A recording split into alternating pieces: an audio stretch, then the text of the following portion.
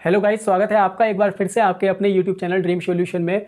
और आज की वीडियो उन सभी के लिए काफ़ी इंपॉर्टेंट होने वाली है जो यूपी टेट या रीट की तैयारी कर रहे हैं। ठीक है, क्योंकि यूपी टेट की अगर बात करें तो उसका नोटिफिकेशन लगभग 15 जून को आ सकता है, ऐसा सुनने में आया है। ठीक है, 15 जून को अगर यूपी टेट का नोटिफिकेशन आता है तो लगभग 1 मंथ तक तो आपके फॉर्म ही चलेंगे और उसमें ज़्यादा समय नहीं देगा, क्योंकि 2019 के बाद में यूपी टेट आपका नहीं हुआ है। जो लास्ट बार यूपी टेट हुआ था वो कब हुआ था? 2019 में।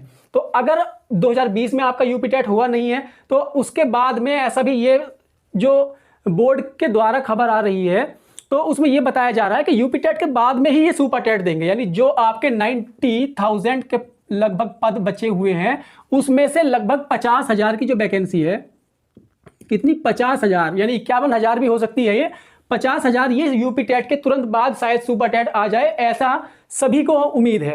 तो इसी के लिए हम डिस्कस करेंगे कि जिसका यूपी टेट अभी तक क्लियर नहीं हो पाया है, और ये इसलिए भी इंपॉर्टेंट हो जाता है क्योंकि अब यूपी टेट की वैलिडिटी लाइफ टाइम कर दी गई है, यानी आपको बार बार यूपी टेट देने की आवश्यकता नहीं है। एक बार पढ़िए, अच्छे से पढ़िए और एक बार क्लियर करके इस एग्जाम से छुट्टी कर दीजिएगा।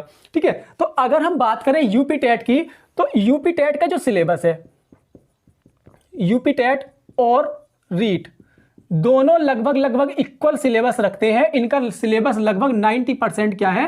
90% नहीं बल्कि 95% दोनों का सिलेबस क्या है? सेम हो जाता है जब यूपी टेट और रीट की बात करते हैं। तो ठीक है, तो आज की वीडियो आपके लिए काफी इंपॉर्टेंट होने वाली है और यही हम डिस्कस करेंगे, क्योंकि ये मेरे हाथ में 2019 का यूपी टेट का पेपर है, फर्स्ट शिफ्ट का, यानी प्राइमरी लेवल का। ठीक है, तो इसीलिए ये मैथ का पोर्शन मैं आपके लिए डिस्कस करने के लिए लाया हूं यहां पर। अगर मैं बात करूं, इसमें सबसे ज्यादा जो क्वेश्चन आते हैं वो आते हैं आपका सबसे नंबर 1 पर आता है सबसे आसान चैप्टर, संख्या पद्धति। 2019 में संख्या पद्धति से जो आपके क्वेश्चन आए थे वो कितने आए थे? 5 क्वेश्चन। तो 30 में से 5 क्वेश्चन का जो आपका समझ रहे हैं ना, 30 का तो पूरा ही पोर्शन होता है। 30 नंबर तो सारे ही होते हैं मैथ के, और उसमें से 5 नंबर का क्या है? संख्या पद्धति आ रही है। तो आप समझ लीजिए कि संख्या पद्धति आपके लिए कितनी इंपॉर्टेंट है और चैप्टर भी कितना आसान है। और दूसरा आता है प्रतिशतता। दूसरा प्रतिशतता, इससे भी कितने क्वेश्चन आए हुए हैं? 5। अब ये देखिएगा, 2 चैप्टर से तो आपके 30 में से 10 क्वेश्चन कवर हो जाते हैं। 2 चैप्टर अभी तक पढ़े हैं आपने और उसमें से क्या है? 10 क्वेश्चन आपके कवर हो गए। तीसरा अगर मैं बात करूं तो तीसरा आता है क्षेत्रफल। क्षेत्रफल में दोनों हो जाएंगे 2D और 3D, यानी आयतन वाला भी चैप्टर और क्या है? एरिया वाला, यानी दोनों मैंने इसी में कवर कर लिए क्षेत्रफल में। तो ये आपके यहां पर 3 क्वेश्चन होने वाले हैं जो लास्ट में आए थे, मैं उसके बारे में डिस्कस कर रहा हूं। जो 2019 का पेपर मेरे हाथ में है यूपी टेट का, तो उसके अकॉर्डिंग मैं बात कर रहा हूं कि उसमें 5 क्वेश्चन संख्या पद्धति से आए आपके, 5 प्रतिशतता से और 3 क्वेश्चन क्षेत्रफल से। नेक्स्ट आता है आपका जो चौथा चैप्टर आपके लिए ज्यादा इंपॉर्टेंट रहने वाला है, वो है ज्यामिति। तो ज्यामिति से जो आपके क्वेश्चन आए हैं वो भी यहां पर 3 क्वेश्चन आए हुए हैं। 3 क्वेश्चन का मतलब समझ रहे हैं आपके? 5, 5, 6 और 5, 5, 10 और 6, 16, यानी 16 क्वेश्चन तो इन्हीं 4 चैप्टर से कवर हो जाते हैं आपके। अब बच जाते हैं कितने? 14 क्वेश्चन।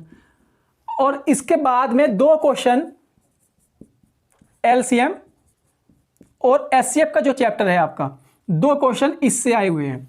तो अब देखिएगा, ये जो है हम 5 चैप्टर की अभी तक बात की है और 5 चैप्टर से हमारे कितने क्वेश्चन आ गए? 18 क्वेश्चन आ जाते हैं। बचते हैं 12 क्वेश्चन। तो वो अभी जो बाकी का पोर्शन बचा हुआ है सिलेबस के अकॉर्डिंग, सब में से एक क्वेश्चन, यानी साधारण ब्याज से इसमें कोई क्वेश्चन नहीं आया था। जो मेरे हाथ में पेपर है उसमें साधारण ब्याज का कोई क्वेश्चन नहीं आया था। काफी लंबा चैप्टर है, ना ही कोई क्वेश्चन आया था लाभ हानि का।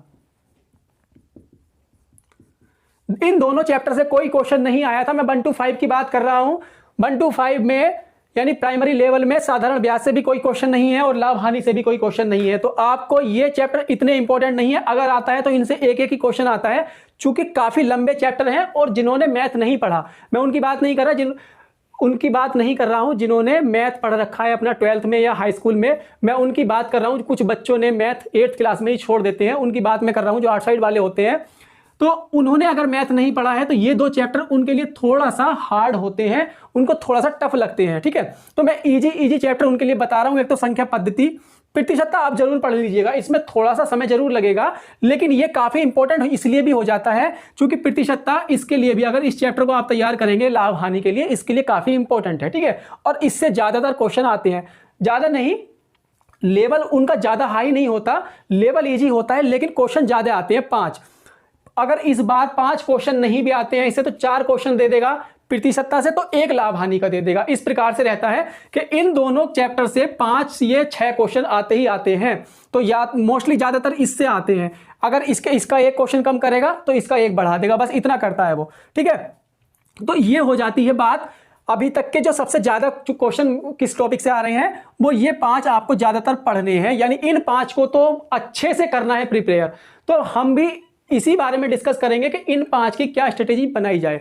तो अभी तक जो हमने सोचा है, अगर आप लोग का सपोर्ट रहा, अगर आप लोगों को लगता है कि हाँ इसकी तैयारी मैं करा सकता हूँ, जैसा कि आपने अभी तक मेरी वीडियो देखी है मैथ की, तो अगर आपको लगता है कि मैं इसकी तैयारी आपको करा सकता हूँ और मैं प्रयास करूँगा आपको अच्छे से अच्छा कंटेंट देने की, यानी ये इन चैप्टर से मैं कोशिश करूंगा कि आपका कोई क्वेश्चन शेष ना रहे एग्जाम में, सारे यानी जितने भी तरीके क्वेश्चन आते हैं वो सारे कवर हो जाए। इस प्रकार से मैं आपको कराने का प्रयास करूंगा। एक स्पेशल यूपी टेट और रीट के लिए मैं ये एक सीरीज चलाने का प्रयास करूंगा, ठीक है। यानी हमारे जो प्रयास रहेगा वो ये रहेगा कि यूपी टेट और रीट का लेवल ही हम लोग इस वीडियो में, यानी जो ये सीरीज चलेगी इसमें यही क्वेश्चन कवर किए जाएंगे जो यूपी टेट और रीट के लिए काफ़ी इंपॉर्टेंट होने वाले हैं, ठीक है। मैं और चैनल या अदर चैनल की बात नहीं कर रहा, वो सारा सिलेबस लेकर चलते हैं, उनको कराने से मतलब है वीडियो बना दी 1-1 घंटे की, 1.5-1.5 घंटे की, स्टूडेंट देखकर बोर हो जाते हैं। लेकिन मैं ज़्यादा लंबी वीडियो नहीं दूंगा, एक वीडियो मोस्टली रहेगी तो 30 से 35 मिनट की, 30 से 35 मिनट की वीडियो में आपको ज़्यादा बोर भी नहीं होना पड़ेगा और आराम से क्वेश्चन करेंगे।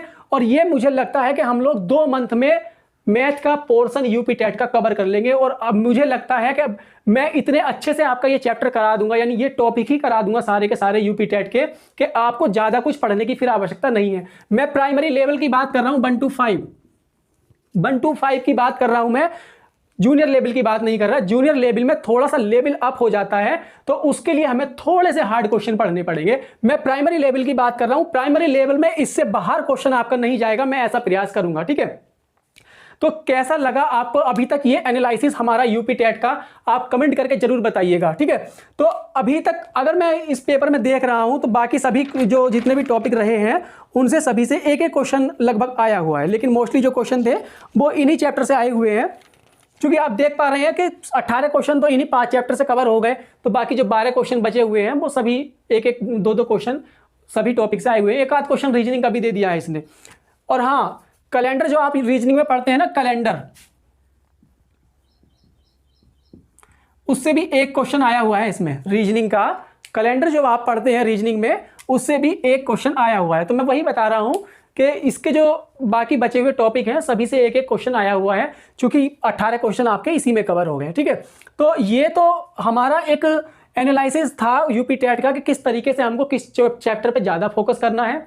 और बाकी आप लोग बताइएगा कि अगर आप लोग इंटरेस्टेड हैं कि मैं आपको यूपी टेट का सारा सिलेबस इसके अकॉर्डिंग कराऊं, क्योंकि मैं पहले फोकस जो रहेगा इन 18 नंबर पे रहेगा, ना कि 12 नंबर पे। यानी सारे चैप्टर मैं कवर करके नहीं चलूंगा, पहले इनको अच्छे से कराने का मैं प्रयास करूंगा। ये ध्यान रखिएगा, ये 5 चैप्टर ऐसे हैं, अगर मैंने आपको ये अच्छे से करा दिए तो समझ लो आपके 18, मैं ये नहीं कह रहा कि 18 में से 18 कर दोगे, लेकिन 18 में से 15 क्वेश्चन आप जरूर कर दोगे, 15 क्वेश्चन।